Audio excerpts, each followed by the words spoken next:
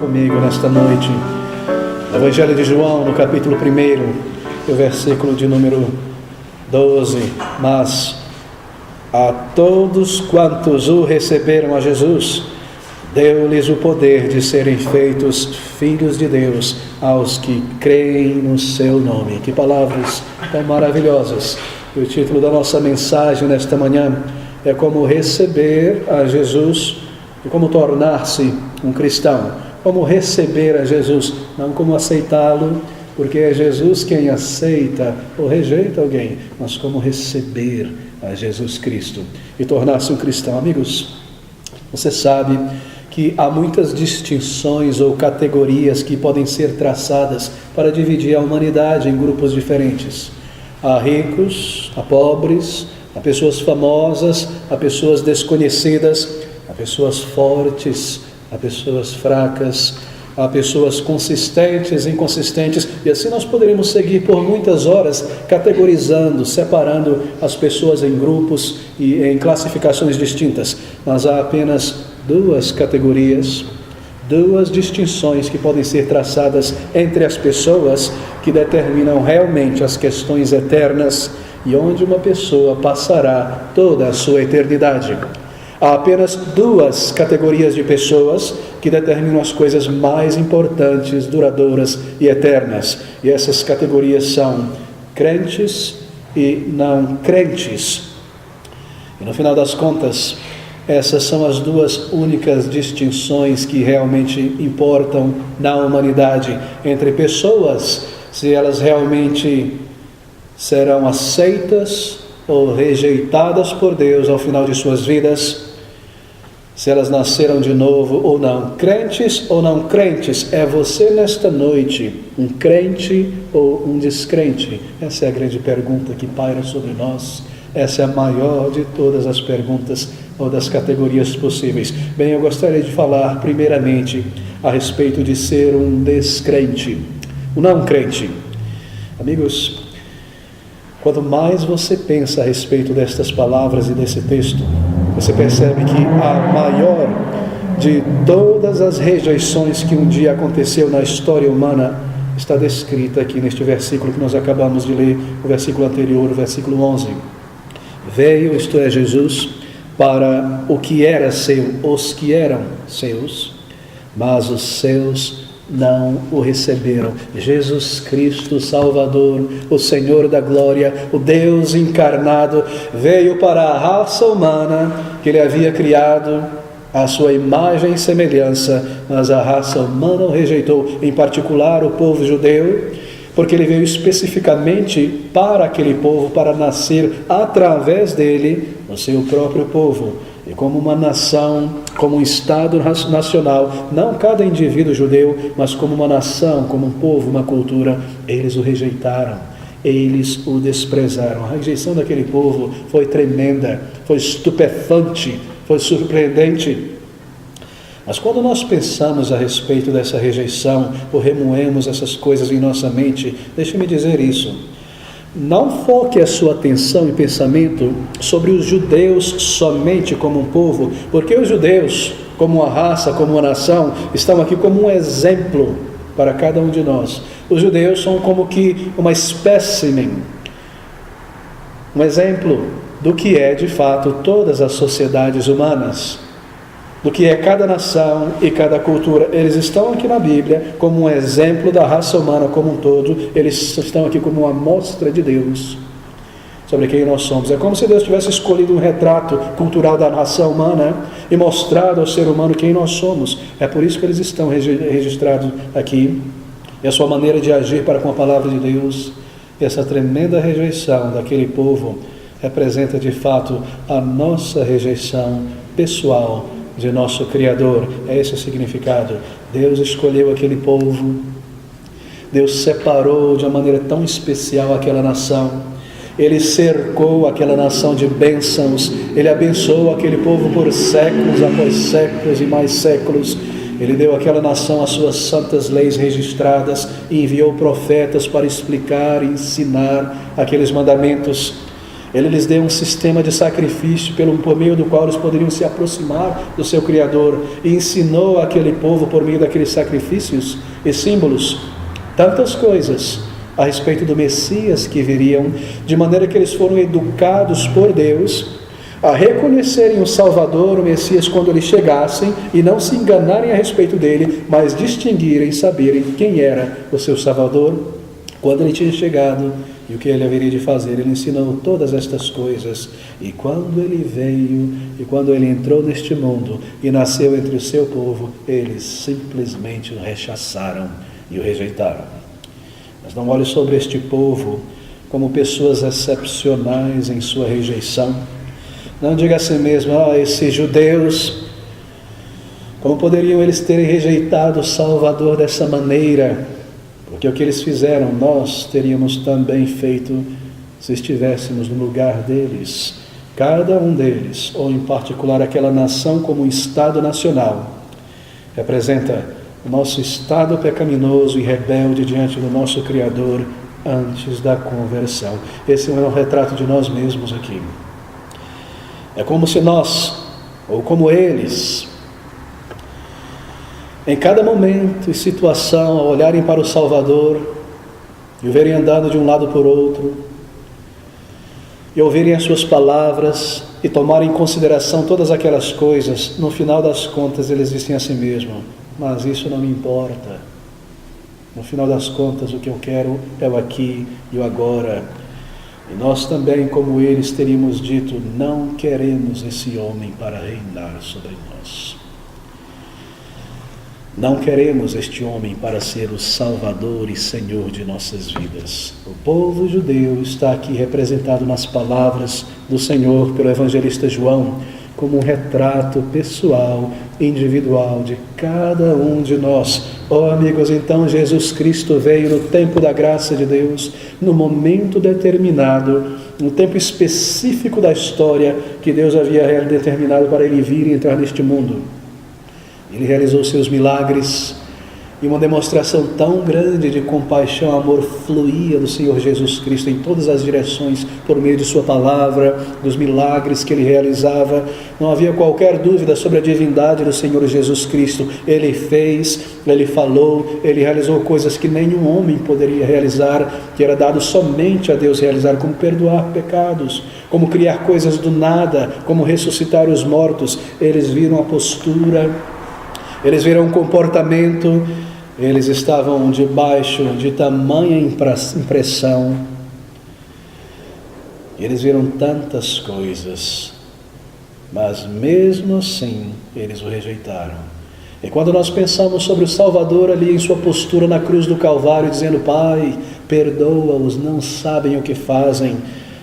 Ninguém o jamais viu praguejando ou murmurando. Pedro, Tiago, João jamais viu ele tropeçando numa pedra e praguejando, dizendo qualquer coisa.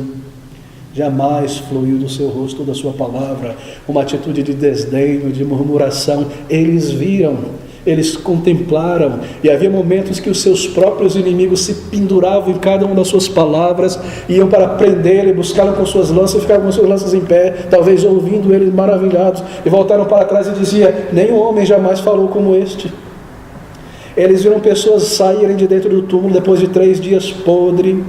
Eles viram cegos vendo, crianças endemoniadas sendo libertos, viúvas recebendo seus filhos e maridos de volta. Eles viram, eles tocaram, eles contemplaram, e ainda assim eles o rejeitaram. O seu ensino foi fabuloso, sem dúvida ele era divino, sem dúvida ele veio de Deus, sem dúvida ele foi aquele Messias a respeito de quem eles tinham ouvido desde a infância nas sinagogas e aprendido a reconhecer quando eles chegassem. E ainda assim seu próprio povo, sua própria nação, o rechaçou e o desprezou e o colocou de lado como uma nação, e o seu sofrimento na morte na cruz. Quando você pensa sobre isso e lê um capítulo desse, como Isaías 53, parece que Isaías estava ali ao pé da cruz anotando, não é? Como poderia ser mais visível, mais claro, o Evangelho bem no meio, no centro do Antigo Testamento. E tendo tudo isso, tendo lido e memorizado aqueles textos e vindo exatamente se cumprindo diante dos seus olhos, ainda assim o rejeitaram. Mas por quê? Por quê? Por que eles fizeram isso? Porque eles não se encaixavam em suas aspirações. Porque eles queriam ser a maior nação e o império de ouro sobre a face da terra. E assim, quando eles viam Jesus Cristo, conforme as semanas e os meses passavam, continuar a andar nas suas roupas simples, de carpinteiro, com aquele sotaque do interior, falando coisas, eles começaram a desprezá-lo no seu coração. Eles queriam um Messias que o faria rico, um Messias que restaurasse o império de Israel e a era de ouro de Davi, e lançasse fora o império romano, e os exaltasse a uma postura e um patamar tão elevado, e lhes desse prosperidade, riqueza, e todas as coisas que eles amavam nesta vida e nesta terra. Mas conforme o Senhor Jesus Cristo seguia em frente, falando sobre arrependimento de pecados, e dizendo que o seu reino não é deste mundo, e que o caminho que conduz à vida e à salvação não é um de religião mecânica, mas um de verdadeiro arrependimento e fé no Salvador, eles não aceitaram esta mensagem. E aqueles mesmos lábios que clamavam hosanas ao seu rei, então crucificam. A sua mensagem era espiritual, era um chamado ao arrependimento e abandono de pecados, e a fé simples, pura e inteira em um Salvador que seria Ele mesmo. Mas eles amavam seus pecados. E eles queriam viver e seguir em frente, dominados por sua autodeterminação e serem senhores de sua própria vida. Amigos, assim somos nós. Deixe-me resumir esses detalhes. Sou eu e você representado nesta rejeição do povo judeu. Aqui está essa nação exemplo para mostrar quem somos nós diante de Deus, em nossa atitude, em nosso coração. Esses somos nós. Nós teríamos feito exatamente a mesma coisa, tendo vivido no primeiro século, estando ali em Israel como um judeu. Como aqueles judeus, eles tinham tantas bênçãos e tantos privilégios. Nós também temos tantos privilégios e tantas bênçãos. Cada homem e mulher nascido tem um instinto dentro, no íntimo de si mesmo, de que há um Deus, de que existe um Criador. Ninguém adquire esse instinto ao ir a uma igreja, isso está inato dentro de nós, é algo que faz parte. É como se Deus, exatamente isso que Ele fez, colocasse e escrevesse esse programa dentro de nós, o reconhecer que nós somos criados por Ele, e que nós não nascemos do mero acaso e saímos de qualquer lugar. Não, nós somos criados por um Deus inteligente, recebendo uma alma eterna, capaz e inteligente. E cada um de nós reconhece que nós devemos gratidão ao Senhor, e que nós devemos buscá-lo, encontrá-lo e servi-lo. Mas nós empurramos esse instinto natural, não dado pela natureza, mas por Deus na criação, para o lado e para longe, para mais distante de nós. E assim nós seguimos vivendo as nossas vidas. E assim nós rejeitamos ao nosso Deus e o empurramos para o lado de uma maneira consciente e de uma maneira aberta. Nós somos criaturas, vejam, tão diferentes do reino animal. Cada um de nós é dotado dessa capacidade da linguagem mais complexa do que a linguagem de sinais estranhos emitida por animais. Tão simples, não é? Nós temos essa capacidade de comunicar coisas tão complexas, entre linhas e profundas, e manifestar ideias e produzir sentido de uma maneira tão muito mais elevada. E nos é dado sentimentos tão muito mais refinados, como o do amor e da expressão, a capacidade da arte e da comunicação e da construção. E o que nós dizemos, e o que nós fazemos, facilmente nós aceitamos qualquer teoria que tenta nos convencer de que não existe um Deus. E que no final das contas tudo isso foi acaso, e que um dia esse universo simplesmente vai esfriar e morrer e desaparecer do nada. Nós estamos muito prontos, não é? A escolher e abraçar uma nova teoria que tenta explicar uma vida sem Deus, sem um Criador, sem uma origem. Essa é a nossa inclinação. Alguém vem e nos explica o porquê dessas coisas e derruba essa teoria da evolução e nos mostra tantas provas reais de um design, de um Criador. Daqui a pouco nós encontramos uma nova desculpa plausível. Encontraram um certo vaporzinho lá em Júpiter, alguma coisa, deve ter uma raça humana ali, deve ter complexidade de vida e todo tipo de coisa. E logo nós abraçamos qualquer desculpa que nos leva a pensar e imaginar que não existe um Deus e que eu posso seguir a minha vida vivendo da maneira como eu quero e determinar a minha direção nesta vida. Essa é a tragédia dos seres humanos. A nossa rebelião voluntária contra o nosso Criador. Nós somos descrentes porque nós somos pecadores por natureza. Nós não somos pecadores porque somos descrentes, mas a nossa descrença é o resultado da nossa natureza pecaminosa. A descrença, queridos, é condenado na palavra de Deus. Você sabia? A descrença não é um acaso, não é por acidente. Ninguém é um ateu ou um descrente por falta de provas, de raciocínios e de informação. Essa é uma escolha.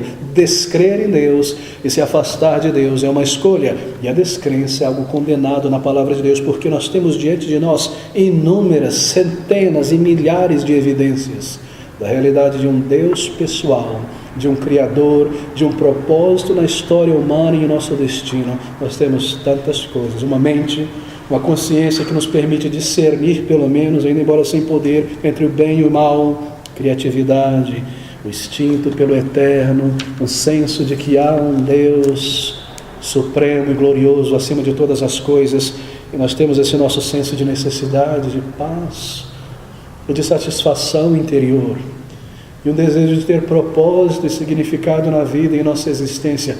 Todas essas são evidências de que há uma alma dentro de nós que anseia por muito mais do que as coisas materiais e a vida diária. Todos esses indicadores são evidências e indicações que nós somos criados por Deus, mas ainda assim nós não buscamos, ainda assim nós nos afastamos dele, tendo tudo isso continuamente por causa do nosso apego ao ego, por causa do domínio do pecado em nós, por causa da nossa autodeterminação. Quão triste e quão trágica é a nossa situação. Ouça essas palavras de João sobre Jesus, no versículo 11. Ele, Jesus, veio para o que era seu, mas os seus não o receberam. É algo bastante curioso, não é? Eu não deveria permanecer aqui por muito tempo neste versículo, porque é um versículo 12 ainda, mas não é realmente curioso que as pessoas, você observa isso, as pessoas elas têm todo tipo de interesse e curiosidade, especialmente conforme elas vão envelhecendo na jornada da vida. E elas começam a se dedicar a todo tipo de estudo e conhecimento. E se uma pessoa é mais científica ou matemática, ela tenta alcançar tudo que ela perdeu na área de história, conhecimento geral e cultural. Ou se é o contrário, ela quer conhecer como as coisas funcionam. E as pessoas fazem cursos, não é? E depois de algum tempo você vê pessoas na meia-idade, na idade avançada, viajando e querendo conhecer coisas que só viram pela televisão, ou coisas que elas queriam ter aprendido. Um quer aprender piano, que nunca aprendeu por tantos anos, porque os filhos estavam ali a vida inteira por perto. Outro quer viajar para outro país, outro quer fazer um curso disso e daquilo. As pessoas têm todo tipo de interesse e curiosidade, conhecer como a economia funciona e essas coisas. E elas se interessam e se envolvem, gastam tempo em tantas e tantas coisas e querem conhecer como as coisas são e funcionam. Eu tenho visto pessoas que têm trabalhado em uma área tão mecânica, ao longo de muitas décadas, realizando as mesmas coisas que de repente percebem há tanto para ser conhecido. E elas fazem tantos cursos e se envolvem com outras pessoas em áreas de conhecimento tão para muito além daquilo que elas estavam acostumadas, e visitam lugares, e veem documentários na televisão, e estudam coisas minuciosamente, um grande desejo de conhecer as coisas. Mas a maior de todas as questões sobre a alma, sobre Deus, permanece de lado.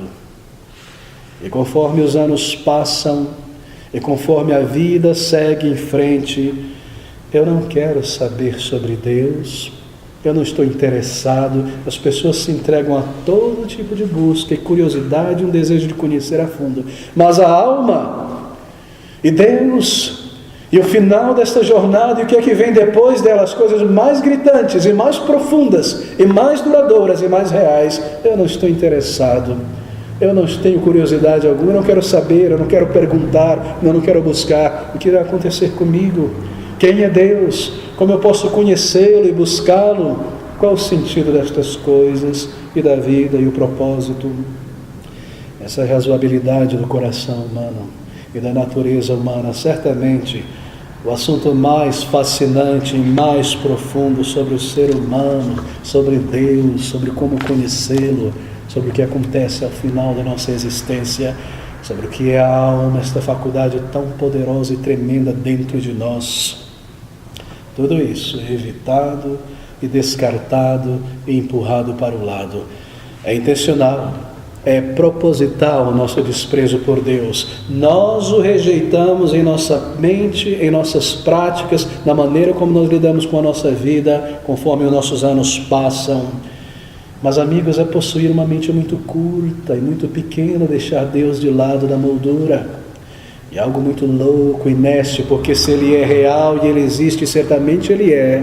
Então um dia nós teremos que prestar contas a Ele, e entrar novamente em Sua presença, e dizer e prestar a Ele conta da maneira como nós vivemos em nossos corpos neste mundo, e como usamos os dons e as coisas que Ele colocou em nossa volta e diante de nós para buscá-lo e para conhecê-lo. É intencional, é a maior tolice, é uma grande loucura desprezar e rejeitar ao Criador.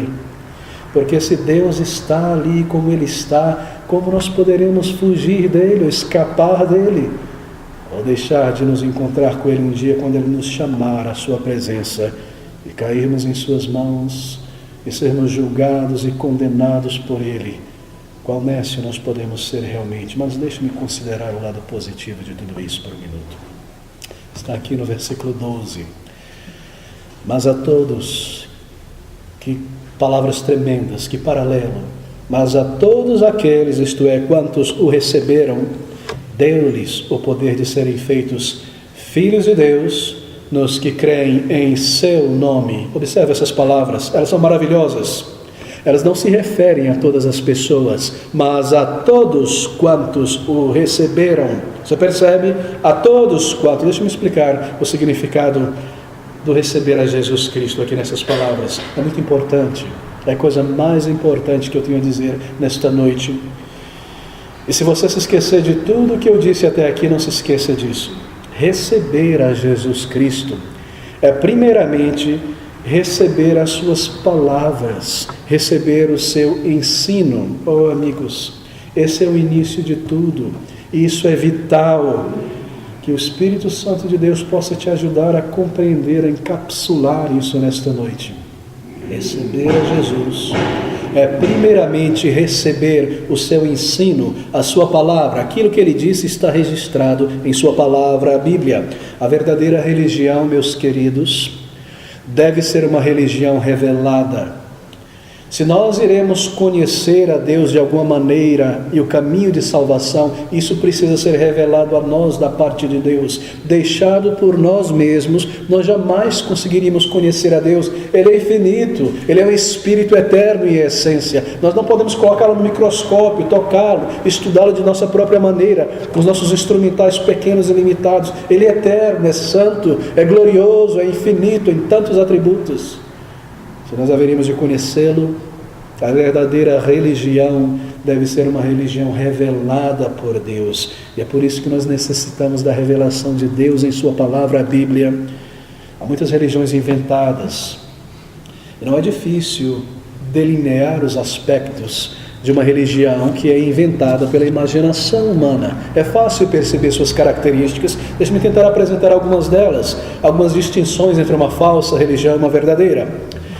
Uma falsa religião, ou todas as falsas religiões, dizem que homens e mulheres podem encontrar o seu caminho para Deus. Você já percebeu que há isso em comum em toda falsa religião? Ela diz assim: você por si mesmo consegue chegar a Deus. Deus está apenas para te dar uma ajudinha, mas você encontra o teu próprio caminho. Seja por meio de atos de bondade pessoal, seja por adotar, escolher uma filosofia de vida, de ser uma pessoa bondosa e honesta, porque está por trás disso um desejo de agradar a Deus, se há um Deus, ou por técnicas de contemplação, ou por certas mantras, tentar me elevar ao divino. de alguma maneira fundir o meu entendimento com o entendimento do divino e deixar esse elemento tão material e corporal me fundir com a essência divina. Você já ouviu essas palavras místicas? Elas permeiam todo tipo de religião. Todas elas têm essa característica em comum. Elas me dizem que eu posso, por mim mesmo, está dentro de mim a capacidade e a força para encontrar a Deus. Mas a verdadeira religião é a única que se levanta e coloca de pé e diz: é impossível por si mesmo encontrar a Deus. Porque nós somos pecadores por natureza. E esse Deus, é um Deus santo, é um Deus glorioso. A sua santidade destruiria um pecador em sua presença. Nós não podemos adentrar a sua presença. Nós precisamos de um mediador, de um santo que nos represente. Esse é Jesus Cristo, Senhor. Nós precisamos ser vistos por Deus como pessoas limpas, santas, para ser representado ou aceito em sua presença santa. E é por meio de Jesus Cristo que Deus olha sobre uma pessoa e o vê limpo pelos seus méritos, por ter vindo a Ele. Nós não conseguimos nem podemos em nós mesmos conhecer a Deus, nos reconciliar com Deus. Não está em nós, mas Deus em sua misericórdia preparou um caminho de salvação. Você precisa, amigo, aceitar a palavra de Cristo revelada na Bíblia. Esse é o primeiro passo para receber ao Senhor Jesus Cristo. E aceitar a Jesus Cristo, o seu ensino, é aceitar o ensino da palavra de Deus que fala sobre a necessidade do Salvador ter ido à cruz do Calvário e morrido no lugar de pecadores. Isso é essencial, isso é basilar. A morte substitutiva do Senhor Jesus. Você já um dia parou para pensar com seriedade sobre isso? Porque foi necessário que ele morresse? Será que na sua mente isso é apenas parte do mecanismo religioso que foi necessário? Você já parou para sentir a gravidade dessas coisas? Que sem a morte do Salvador naquela cruz, eu jamais poderia ter acesso ao Pai.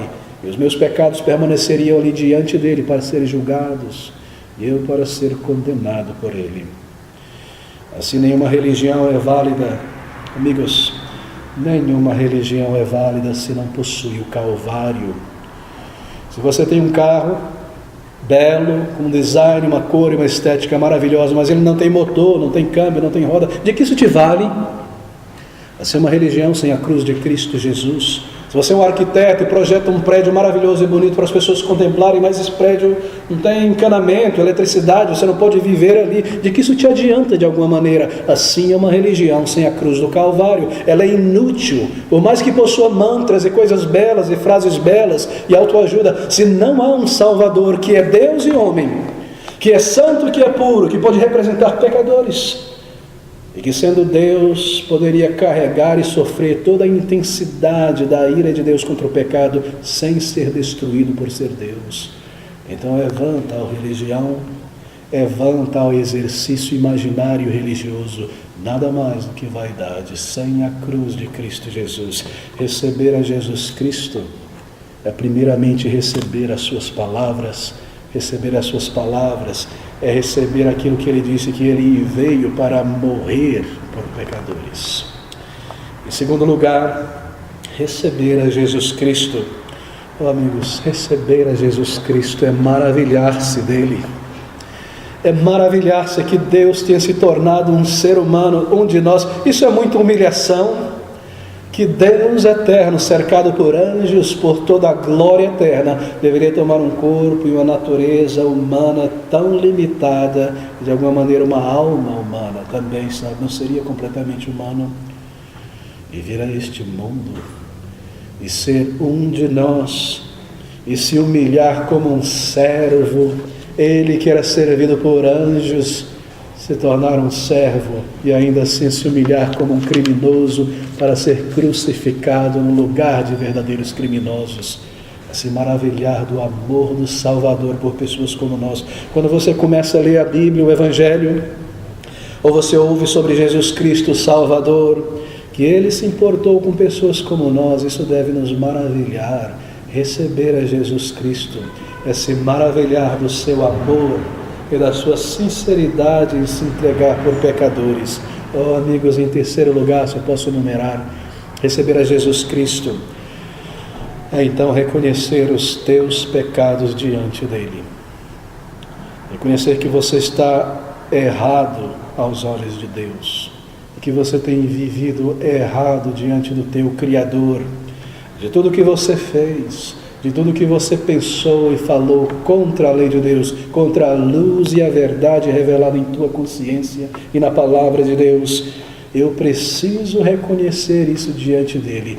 Reconhecer não é simplesmente aceitar em minha mente, mas é reconhecer diante dele, confessando os meus pecados. Receber a Jesus é reconhecer ou confessar os teus pecados como um pecador diante dele. Então nós temos que recebê-lo como o único que pode nos tornar filhos e filhas de Deus. Oh, eu desejo ser um crente convertido. Talvez você diz em seu coração: eu desejo ser uma pessoa transformada e ter a certeza da paternidade de Deus, que eu sou um filho, uma filha de Deus. O que deve acontecer com minha vida? Esse versículo 12. Mas a todos quantos o receberam, deu-lhes o poder de serem feitos filhos de Deus, aos que creem em seu nome. Aos que creem em seu nome. Você precisa dele. Você precisa crer nele, recebê-lo desta maneira, vindo a ele em arrependimento, vindo a ele em sincera fé. É uma entrega completa. É isso que quer dizer. É necessário, amigo, desviar os olhos de si mesmo, desviar os olhos de sua pessoa e do seu ego e voltar os teus olhos para ele e crer e confessar ao Salvador com palavras sinceras de todo o coração para a vida eterna. Isso é receber a Jesus Cristo. É necessário vir a ele. Mas veja esse versículo 12, este versículo 13 juntos agora. Observe isso. Mas a todos quantos o receberam, deu-lhes o poder de serem feitos filhos de Deus, aos que creem em seu nome. Observe. Os quais não nasceram do sangue, nem da vontade da carne, nem da vontade do homem, mas da vontade, isto é, de Deus. Observe isso. Não nasceram do sangue. Essas pessoas, João está nos dizendo que receberam a Jesus e que se tornaram de fato espiritualmente filhos e filhas de Deus. Elas não nasceram, seu novo nascimento não foi o nascimento da carne, não foi o resultado de uma obra da carne. Essas pessoas que se tornaram filhos de Deus, filhas de Deus, isso aconteceu com elas não por uma questão sanguínea, é isso que ele quer dizer, não por um pedigree religioso, tendo nascido numa igreja, tendo nascido numa família religiosa. Elas não se tornaram filhas e filhas de Deus não nascendo do sangue. Não é algo automático ser um crente, porque minha mãe foi uma crente, o meu avô foi um padre, o meu bisavô foi aquilo, uma pessoa religiosa. Não é algo automático você ser um crente em Jesus Cristo. Você precisa nascer dele. Elas não nasceram da carne. É necessária uma experiência pessoal, individual de conversão. Não se engane a si mesmo. Não nasceram da vontade da carne, ele diz. Os quais não nasceram do sangue, nem nasceram da vontade da carne, nem da vontade do homem. Que palavras tão tremendas. Não é uma questão de declarar-se a si mesmo cristão. Elas não nasceram de novo como resultado da força pessoal. Não é uma questão ser crente, de dizer: eu sou agora um crente, eu vou me juntar aos crentes, vou participar da igreja, eu vou começar, vou tentar, eu vou me comportar. Eu me mudei, eu mudei a minha vida e os meus hábitos, eu decidi agora me tornar um crente e ser um crente. Não da vontade da carne. Essa é uma obra de Deus. Essa é uma obra do Espírito de Deus dentro de uma pessoa. Ele é quem deve me transformar. Eu venho a Ele em arrependimento, eu creio nessas palavras, eu me entrego confessando os meus pecados e Ele opera essa obra de conversão dentro de mim. Não é o resultado de projetar-se a si mesmo para o céu, se convencendo de que eu sou um crente. Não da vontade da carne, não de pedigree religioso do sangue. Eu devo crer, eu devo confessar e crer que Ele me transformará. E crendo nisso, então eu venho a Ele por inteiro. Esse é o sentido. Deve haver uma convicção de pecados. E é necessário então arrependimento verdadeiro. E arrependimento significa confissão e tristeza por pecados. E então confiança completa no Senhor Jesus Cristo. Esse é o mistério da fé cristã, não é verdade, amigos? É uma obra divina.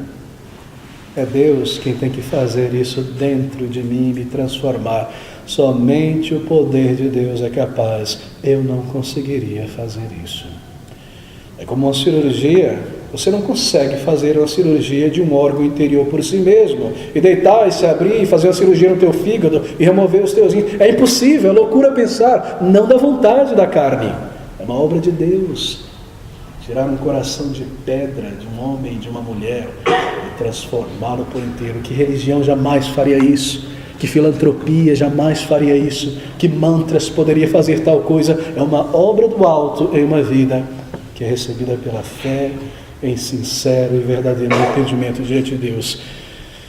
Em quarto lugar, para receber a Cristo Jesus, você deve recebê-lo como teu Senhor, o Senhor de tua vida. Mas a todos quantos o receberam, isso que significa receber a Jesus.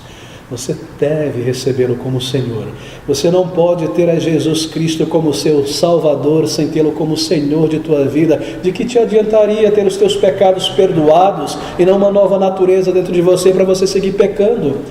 De que te adiantaria ter sido salvo e viver a tua própria vida dominada pelo ego? É impossível ter a Jesus como Salvador sem ao mesmo tempo tê-lo como Senhor de tua vida. Você precisa dele para te salvar, e você precisa dele para transformar a tua vida, e você precisa dele para guiar a tua vida como teu Senhor.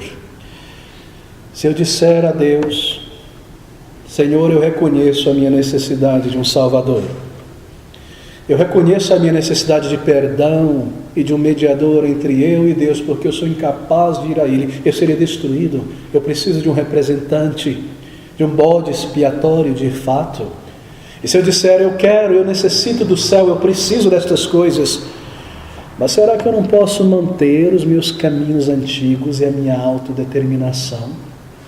Será que eu não posso ter o céu e as bênçãos de Deus e manter as minhas ambições carnais para mim mesmo e para o meu ego? Será que eu não posso ter a Cristo e as bênçãos celestiais e tê-lo como Salvador, mas me manter no controle da minha vida? A palavra de Deus dá um retumbante não. É impossível ter as bênçãos da salvação e não ter o Senhor como Senhor da tua vida. Você não pode vir a Ele com um meio coração, com uma metade de uma mente, como uma meia pessoa. Você não encontrará. Você deve vir por inteiro ao Salvador. Isso é receber a Jesus Cristo. Você deve dizer a Ele: Senhor, me salva. Senhor, eu me arrependo. E Senhor, eu entrego a minha vida a Ti, para ser Teu, para viver para Ti, para ser levado onde Tu quiseres e cumprir todo o Teu propósito. Você deve dizer isso a Ele: toma esse trapo velho e imundo e lava, e transforma, e faz algo digno para a tua vida. Isso é arrependimento. Isso é verdadeira entrega, isso é verdadeira fé no Salvador. Amigos, você vem com fé inteira e completa. Você crê naquilo que Ele fez naquela cruz de dor e agonia como o único meio de te reconciliar com Deus. Você olha para si mesmo e reconhece os teus pecados, e ao fazer isso, você os confessa ao Salvador, e ao confessar, você se entrega a Ele por inteiro. Você o busca, você o encontra dessa maneira, você é salvo e você é salvo para sempre. Ouça essas palavras: mas a todos quantos o receberam, a eles deu-lhes o poder de serem feitos filhos de Deus.